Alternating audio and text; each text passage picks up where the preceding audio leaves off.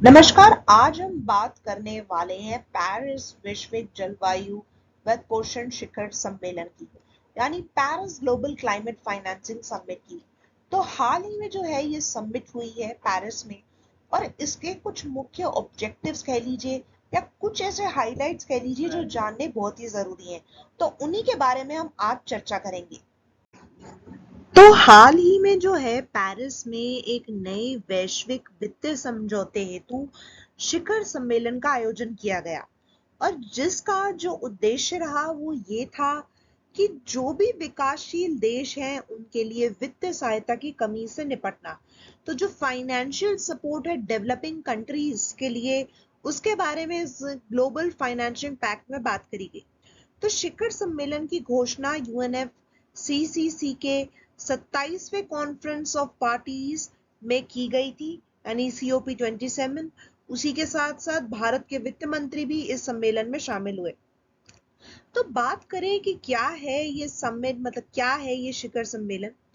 तो ये शिखर सम्मेलन की कुछ मुख्य विशेषताएं हैं, जैसे कि विकासशील देशों को प्रभावित करने वाले संकट के अगर हम बारे में बात करें, तो जितने भी विकासशील देश हैं हम जानते हैं कि उनके लिए कई ऐसे चैलेंजेस ऑलरेडी हैं, जैसे कि गरीबी है, इन्फ्लेशन है, और इसी के साथ साथ अगर देखा जाए विश्व स्तर पे होने वाली चीजें जैसे कि रशिया और यूक्रेन के युद्ध के बारे में बात करें, तो ये भी कहीं ना कहीं इन पर प्रभाव डालती है।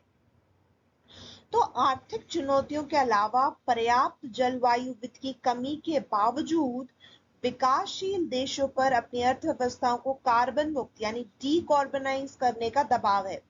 तो यहाँ पे जो है डेवलपिंग कंट्रीज की जब हम बात करते हैं, विकासशील देशों की बात करते हैं, तो उनके लिए यह एक नई चुनौती के रूप में उभरता है।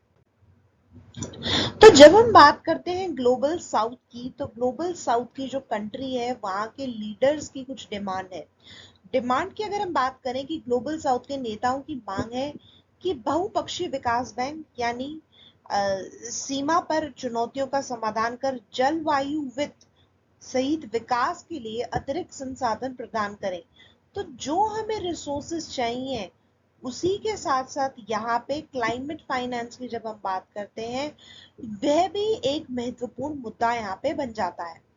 उसी के साथ साथ विकासशील देशों ने अपने ऋण के भार को कम करने के लिए अधिक रियायती और अनुदान के रूप में वित्त पोषण की भी मांग की है, और इसमें विशेष रूप से सबसे कम विकसित देशों के लिए ऋण कटौती की भी वकालत की गई है। निजी क्षेत्र के निवेश की क्षमता को स्वीकार करते हुए उन्होंने इस बात पर भी जोर दिया है कि निजी क्षेत्र के वित्त पोषण के पूरक के लिए दीर्घकालिक यानी लॉन्ग टर्म डेवलपमेंट फंड्स भी यहाँ पे यानी दीर्घकालिक विकास निधि भी आवश्यक है। तो अगर हम बात करें, यहाँ पे एम्फसाइज किया जा रहा है प्राइवेट सेक्टर फाइनेंसिंग को, लॉन्ग टर्म डेवलपमेंट को, और किस तरीके से फंड्स यहाँ पे जरूरी हैं। वहीं पे शिखर सम्मेलन में की गई कुछ घोषणाओं के बारे में अगर बात करें, तो शिखर सम्मेलन में उभरती अर्थव्यवस्था के लिए लगभग 200 बिलियन अमेरिकन डॉलर की अतिरिक्त ऋण क्षमता में वृद्धि की घोषणा यहाँ पर की गई है। उसी के साथ साथ वर्ल्ड बैंक यानी विश्व बैंक ने चरम मौसम की घटनाओं के दौरान ऋण भुगतान को निलंबित करने के लिए अपना भुगतान धारणाएं यहाँ पे प्रस्तुत करी हैं। वहीं पे IMF ने जो कमजोर देशों के लिए HDR यानी विशेष आहरण अधिकार या स्पेशल ड्रॉइंग राइट्स की अगर हम बात करें, उसी में 100 बिलियन अमेरिकी डॉलर के आवंटन की भी घोषणा की। और हालांकि अगर बात की जाए तो कुछ HDR को अभी भी अमेरिकी कांग्रेस से अनुदान की आवश्यकता है। वहीं पर सेनेगल के लिए 2.5 बिलियन यूरो की एक नई जस्ट एनर्जी ट्रांजिशन पार्टनरशिप जो है यहाँ पे उसकी डील हुई है 2.5 बिलियन यूरोस की। और यहाँ पे जो एम किया जा रहा है, यहाँ पे फोकस जो किया जा रहा है वो है, उसका उद्देश्य ये है कि देश की विद्युत मिशन में नवीकरण ऊर्जा की हिस्सेदारी बढ़ानी है। यानी जब हम रिन्यूएबल एनर्जी की बात कर रहे हैं, तो वहां पे रिन्यूएबल एनर्जी सेक्टर को और बढ़ावा देने की यहाँ पे जरूरत है। उसी के साथ साथ जाम्बिया द्वारा $6.3 बिलियन अमेरिकी डॉलर का ऋण पुनर्गठन समझौते के बाद ऋण, प्रकृति और जलवायु पर एक वैश्विक विशेषज्ञ समीक्षा की मांग भी की गई है। यूरोपियन संघ ने कार्बन मूल्य निर्धारण तंत्र द्वारा वैश्विक उत्सर्जन के कवरेज में वृद्धि तथा राजस्व का एक हिस्सा जलवायु वित्त के लिए आवंटन करने के भी यहाँ पर आह्वान किया है।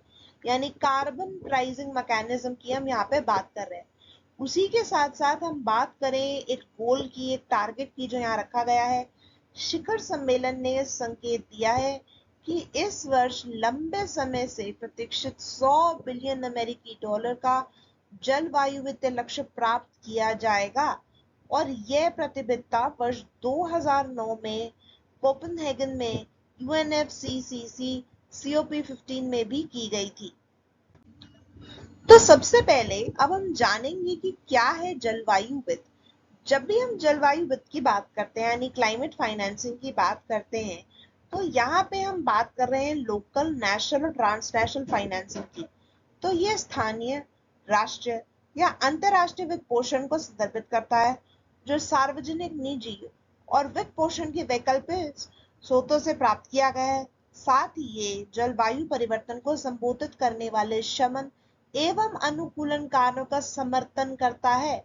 तो यहाँ पे जो देखा जाएगा क्लाइमेट फाइनेंसिंग की जब हम बात कर रहे हैं, हम ऐसे एक्शंस की बात कर रहे हैं जो क्लाइमेट चेंज को कंट्रोल करने में हेल्प कर सके।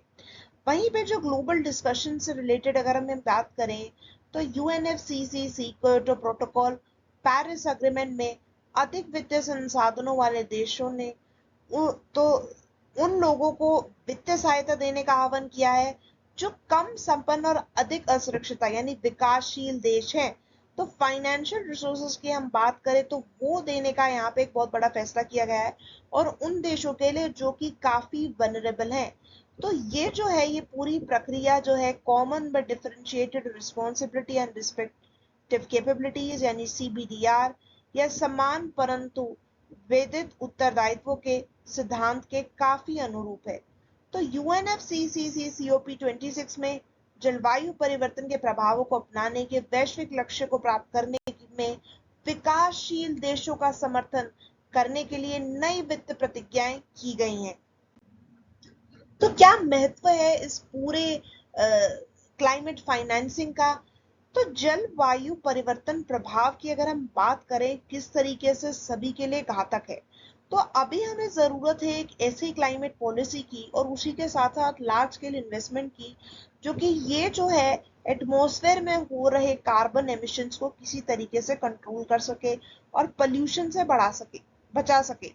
इसी के साथ साथ यहाँ पे जरूरत है ऐसे फाइनेंशियल रिसोर्सेस की। तो यह अनुकूलन के लिए भी उतना ही महत्वपूर्ण है। तो बदलती जलवायु के प्रतिकूल प्रभावों के अनुकूल होने के लिए महत्वपूर्ण वित्तीय संसाधनों की आवश्यकता यहाँ पर बहुत जरूरी है। पृथ्वी के औसत तापमान में वृद्धि को पूर्व औद्योगिक स्तर में 2 डिग्री सेल्सियस से नीचे सीमित करने के लिए लक्ष्य को प्राप्त करने के लिए तो जलवायु मित्र बहुत ही ज्यादा महत्वपूर्ण है। तो ये जो है ये आई थी 2018 की IPCC रिपोर्ट में। वहीं पे ये जानना भी बहुत जरूरी है कि जो सबकी रिस्पॉन्सिबिलिटी है, अगर जिम्मेदारियों की हम बात करते हैं तो ये जरूरी है कि सभी देशों को यहाँ पे जिम्मेदारी लेनी होगी। तो ये मानते हैं कि जलवायु परिवर्तन में देशों का योगदान और इसे रोकने व इसके परिणामों से निपटने की उनकी क्षमता में काफी भिन्नता है।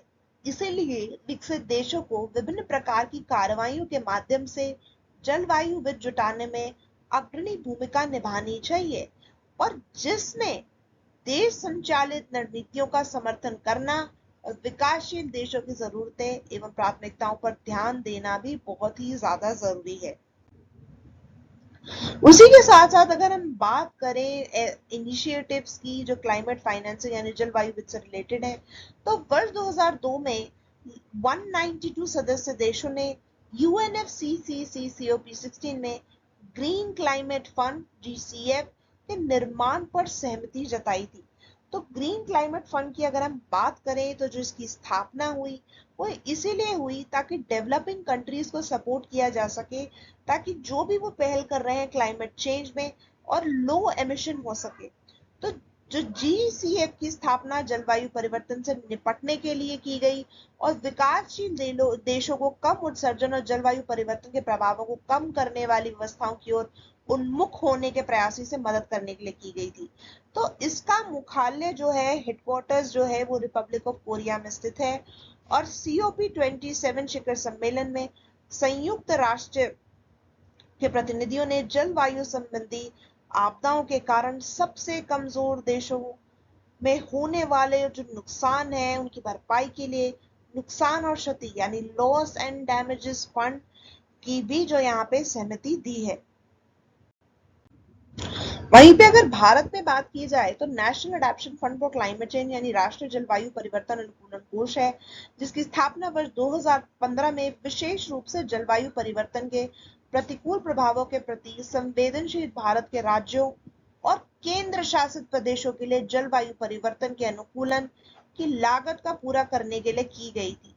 वहीं पे नेशनल क्लीन एनर्जी फंड भी है, तो इसे स्वच्छ ऊर्जा को बढ़ावा देने के लिए आर्थिक मामलों की कैबिनेट समिति की सिफारिश द्वारा वित्त विधेयक 2010 से 11 के माध्यम से स्थापित किया गया था और इसके वित्त पोषण का कार्य उद्योगों द्वारा कोयले के उपयोग पर लगाने वाले प्रारंभिक कार्बन कर के माध्यम से किया गया था। तो आज हमने जाना कि क्या है ये पूरा मामला पेरिस ग्लोबल क्लाइमेट फाइनेंसिंग से रिलेटेड का। उसी के साथ साथ हमने बात करी कुछ ऐसे अग्रीमेंट्स की और उसी के साथ साथ हमने बात करी कि किस तरीके से समिट्स के जो मेजर हाइलाइट्स रहे। इसी के साथ अंत करेंगे हम इस चर्चा का यहीं पे। धन्यवाद।